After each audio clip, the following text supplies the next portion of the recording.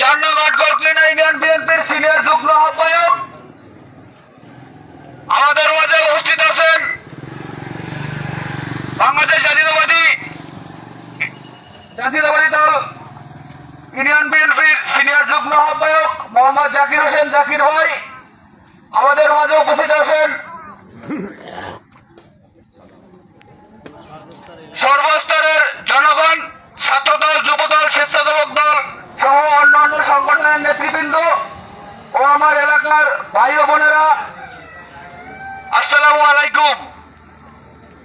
আমি আসলে আমার বক্তব্য দীর্ঘায়ী করব না, শুধু আপনাদের কাছে একটি আহ্বান রাখবো।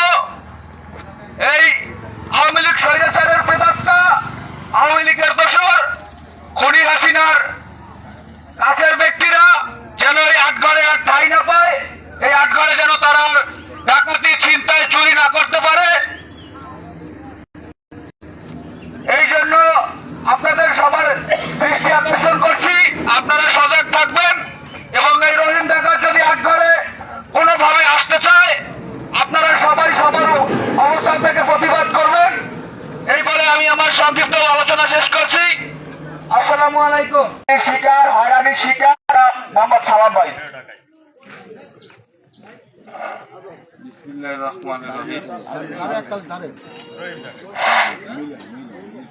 ডাকাত রহিমের হ্যালো, রহিম ডাকাইতে